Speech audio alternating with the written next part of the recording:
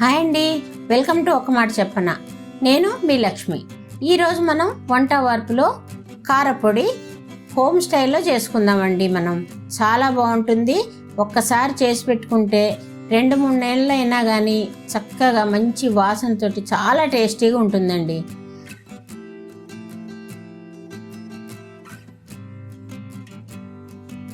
చూడండి, ఇప్పుడు దీనికి ఎండుమిర్చి అండి ఒక 50, ధనియాలు ఒక 2 గ్లాసులు తీసుకుందామండి, మినపప్పు 1 గ్లాస్ తీసుకుందాము, అలాగే శనగపప్పు 1 గ్లాస్ తీసుకుందాము. కరివేపాకు కొంచెం తక్కువ వేసుకోండి, వెల్లుల్లి వేసే దాంట్లో, చింతపండు అండ్ వెల్లుల్లి అండి. ఉప్పు మనం పట్టేటప్పుడు వేసేసుకోవాలి తగినంత. దీనికి నూనె మాత్రం ఎక్కువ పట్టదు, కొంచెం మామూలుగా అంటే అవి మాడిపోకుండా వేసుకోవాలి, కొద్దిగా వేసుకుంటే సరిపోతుందండి. నేను 2 రకాలు చేయటం చూపించాలనుకున్నాను, కానీ ఒక్క రకమే చూపిస్తున్నానండి, ఎందుకంటే సేమ్ వీడియో కాబట్టి. ఇప్పుడు ముందుగా మనం ఎండుమిర్చి వేసుకున్నాం అండి. కొంచెం వేగాక ఒక్క 2-3 నిమిషాలు వేగిన తర్వాత ధనియాలు వేసుకుందాం.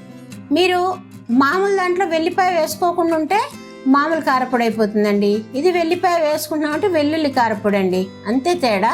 మిగతా అంతా కూడా కొలతలు పక్కా కొలతలు ఇదే కొలతలతో చేసుకోండి, చాలా బాగుంటుంది. ఇది కొంచెం ప్రాసెస్ మాత్రం స్లో ప్రాసెస్లో చేసుకోవాలండి. మంట మీడియంలో పెట్టన్నా చిన్నగా పెట్టన్నా చేసుకోవాలి. హై ఫ్లేమ్లో పెడితే మాత్రం పైనంతా మాడిపోతుంది, లోపలంతా కూడా పచ్చి అట్లానే ఉండి అస్సలు బాగుండదు. కాబట్టి మీరు చేసుకుంటే మాత్రం లో ఫ్లేమ్లోనే చేసుకోండి. శనగపప్పు మినపప్పు కూడా వేసాం. ఫస్ట్ శనగపప్పు వేసుకుని కొంచెం వేగిన తర్వాత మినపప్పు వేసుకుందాం. ఇది స్లో ఫ్లేమ్లోని నిదానంగా వేయించుకోండి. అవన్నీ కొంచెం ఎర్రగా వేగిన తర్వాత మనం వెల్లుల్లి వేసుకుందామండి. వెల్లుల్లి ఇంకా మీరు కావాలంటే ఇంకా ఎక్కువైనా వేసుకోవచ్చు. నేను 1 గడ్డ వేసాను, మీరు కావాలంటే ఇంకా ఎక్కువైనా వేసుకోవచ్చు, నో ప్రాబ్లం. చూడండి, చక్కగా అట్లా వేగాలండి, ఎర్రగా మంచి వాసన రావాలి, ఎర్రగా వేగాలి. మీరు ఒక పప్పు తీసి నోట్లో వేసుకున్నారనుకోండి, క్రంచీ ఉండాలి, కరకరానని అనాలి, అంటే అప్పుడు చక్కగా వేగినట్టు. అలాగే కరివేపాకు కూడా చక్కగా కడిగి పిండేసి పెట్టుకోవాలండి, నీళ్ళతో మాత్రం వేయొద్దు. కరివేపాకు వేసాక మాత్రం కొంచెం ఎక్కువసేపే వేయించాల్సి వస్తుందండి, ఎందుకంటే కరివేపాకు మొత్తం కూడా డ్రై అయిపోవాలి, దాంట్లో ఉన్నటువంటి తడంతా పోయి డ్రై అవ్వాలి. దాన్ని మనం చేతితో నలిపినప్పుడు పొడి పొడి అయిపోవాలండి. అప్పటిదాకా కరివేపాకు వేసి వేయించుకోవాలి మనం.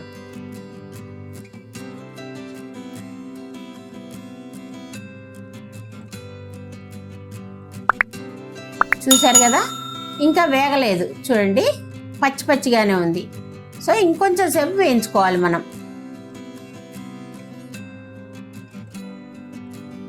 మీరు వెల్లుల్లి లేకుంటే మామూలు కారపొడి, దాంట్లో కరివేపాకు ఇంకొంచెం ఎక్కువ వేసుకోండి.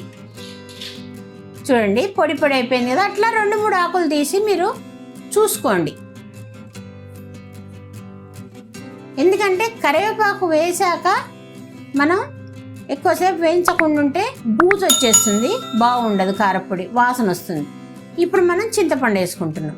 చింతపండు వేసాక మాత్రం అట్లా వేసేసి వదిలేయకండి, కలుపుతూనే ఉండండి, ఎందుకంటే అడుగు అంటుతుంది. చింతపండు అంత మాడినట్టు అవుతుందండి, అడుగును అంటుకుపోతుంది.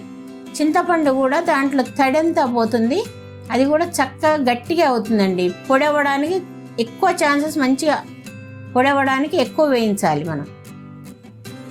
ఇప్పుడు మనం స్టవ్ కట్టేసుకుందాం. ఇప్పుడు ఇది చల్లారాలండి, పూర్తిగా చల్లారాలి. రాత్రి వేయించేసేసుకున్నారనుకోండి, పొద్దున్నే పట్టుకోవడానికి ఈజీగా ఉంటుందండి, బాగా చల్లారిపోవాలి.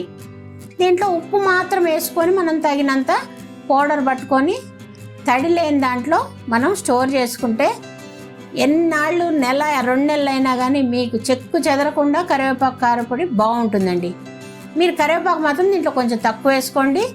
అలాగే మామూలు కారపొడి చేసుకుంటే కరివేపాకు ఎక్కువ వేసుకోండి, వెల్లుల్లి లేకుండా చేసుకుంటే అంతే తేడా. మిగతాదంతా కూడా యాజ్ ఇట్ ఈజ్ ఒకేలాగా చేసుకోవటమేనండి. దీన్ని మాత్రం బాగా చల్లారనిద్దాం, తర్వాత పొడి చేసుకుందాం ఉప్పేసి. చూశారు కదా, చక్కగా పొడి చేసుకున్నాము. నేను ఇక్కడ 2 కారపొడులు పొడి చేశానండి. కాకపోతే ఏంటంటే మీకు 2 సేమ్ వీడియో ఎందుకు చూపించడం అనేసి చూపించలేదు. ఈ వీడియో మీకు నచ్చినట్టయితే ఒక లైక్ చేయండి, సబ్స్క్రైబ్ చేయండి, అలాగే బెల్ ఐకాన్ కొట్టడం అస్సలు మిస్ కాకండి. మళ్ళీ ఇంకో వీడియోతోని మళ్ళీ మీ ముందు ఉంటానండి. బాయ్.